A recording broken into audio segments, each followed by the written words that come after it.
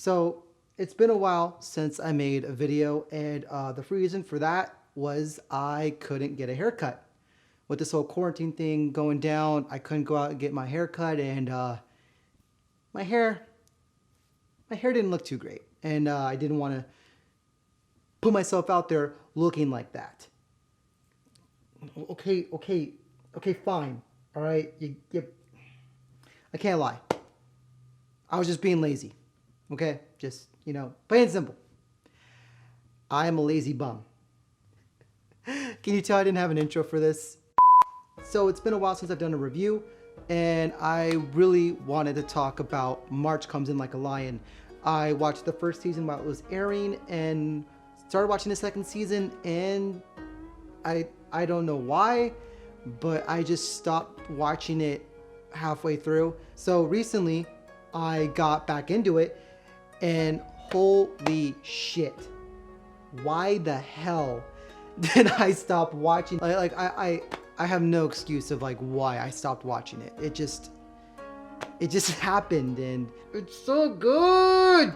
The story follows a 17-year-old pro shogi player, Rei Kiriyama, who lost his family in a car accident when he was little, and he doesn't have the best relationship with his foster family, so he decided to move out. He's pretty much a loner that keeps to himself. The only people who he's close to are the Kawamoto sisters, Akari, Hinata, Momo, and the grandpa. Together, they help each other out as they stumble through life. I really can't remember how I came across this show, especially since I know nothing about shogi, and there is a big emphasis on that in the show, but that should add as a plus. As someone who doesn't know anything about shogi, to get this much enjoyment out of it, that, to me, that speaks volumes. There are some sections where they do explain the game and break down what's going on. There's this whole part where they're talking about shogi to Momo, and they have a bunch of cats as the pieces as they explain how to play. But even with that, when there's a shogi match and they start to go into detail about what's happening, I'm still lost. ここで宗谷名人指しました。4四角。これは。Oh shit, he did that move! The fuck does that mean? I might not know what the hell is going on, but some of these visuals make it look like it's a goddamn war. Shaft really hit it out of the park with this one. Their unique shot composition and just overall style really made this show stand out. Like, for real, just take a look at this.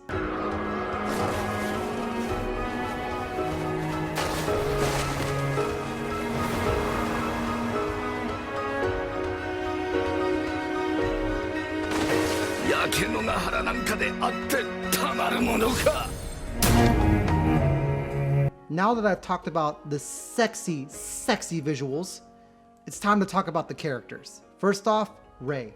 Throughout the series, we see him struggle with the drama and hardships of life. The biggest one is after he was taken in by his father's friend and rival in shogi. Oh yeah, didn't I mention Rei's father was a shogi player? Oops. So after he takes him in, he starts teaching him how to play shogi, seeing that he has a lot of talent.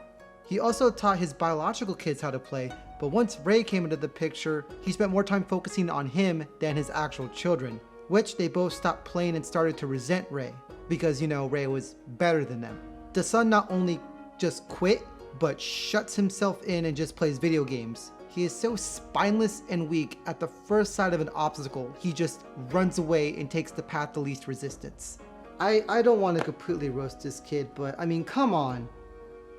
Come on, show some fight, you spineless little piece of shit. And the daughter, Kyoko, is more of a bitch to Rei, but more on that later. Throughout the series, we see Rei struggle on not only being a pro shogi player, but also being a human and dealing with the hardships of life and, just all the bullshit in general.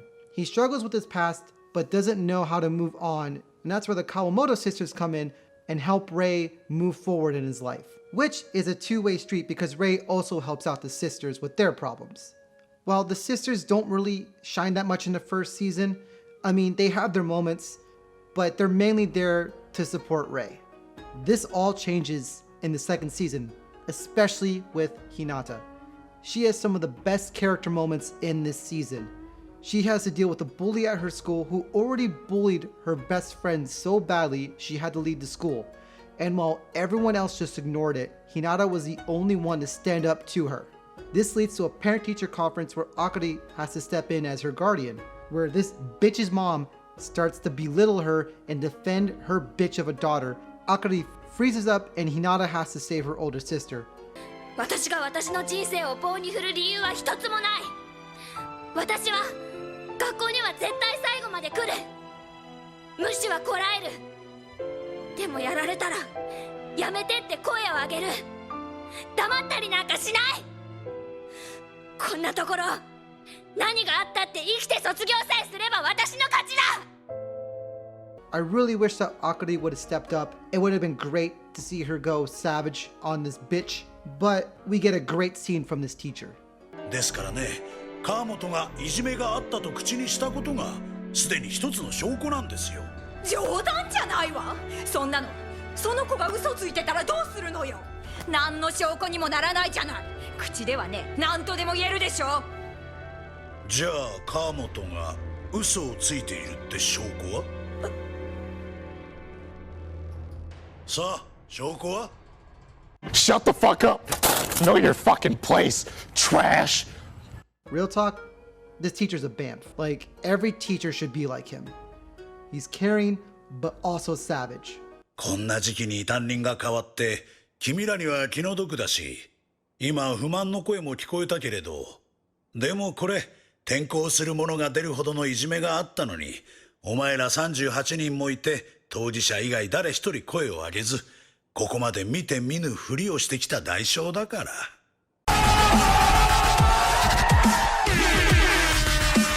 Because of this series of events, Hinata grows so much, not only because she has great determination and a strong will, but she also has a great support system behind her with Rei and her family. The last two characters I like to talk about are Kyoko and Goto. First off, the bitch of a foster sister, Kyoko. Like I stated before, she resents Rei for taking up all of her father's attention. But even with that resentment, she still cares for Rei, and Rei cares for her. They don't really have the healthiest relationship. She is also very attached to Goto and has romantic feelings for him, even though he is married. That is what we call a Class A bitch move. Now, Goto is a dick, but he does have a couple of good moments. His wife is in a coma and Rei thinks he's fooling around with Kyoko, but he refers to her as annoying and a stalker. So we are led to believe that he has no romantic feelings for Kyoko and only sees her as a child. He also comes to the defense of another shogi player when others are mocking him. 気楽でいいな。タイトル戦に縁のないやつは。なら人の頭の心配よりタイトル戦にも出られずに終わるかもしんない。自分の人生の心配でもしてろよ。The best way to describe these characters is that they're both assholes, but they have some depth and some moments that kind of make you rethink your stance on them. I went into this series knowing nothing about it and I found a gem. I love series that are really focused on the development of the characters, and this series has that in spades. I still don't know jack shit about shogi, but that didn't stop me from enjoying the show. If you like a dramatic story that actually has, you know, good drama that doesn't feel like some shitty soap opera, like another series I know that also has good, grounded, and realistic characters with some sexy ass visuals, this is the anime for you. Oh, and I guess if you're in a shogi, you might like it too. I'm reading the manga where the anime left off, and I'm still really enjoying it. I really hope we do get a third season, or it gets published here in the States. Viz, Kodansha, Yen Press, 7 Seas, come on. I know you want to. One of you has to pick this up. Well, that was my review on March Comes in Like a Lion. I hope you guys enjoyed it. Have you guys watched this series or read the manga? What do you guys think of it? Did you like it? Dislike it? Let me know how you feel about the series. If you did like this video, please subscribe to my channel, like my Facebook page, follow me on Twitter and Instagram. I'm TKashikoi, and I'll see you guys next time.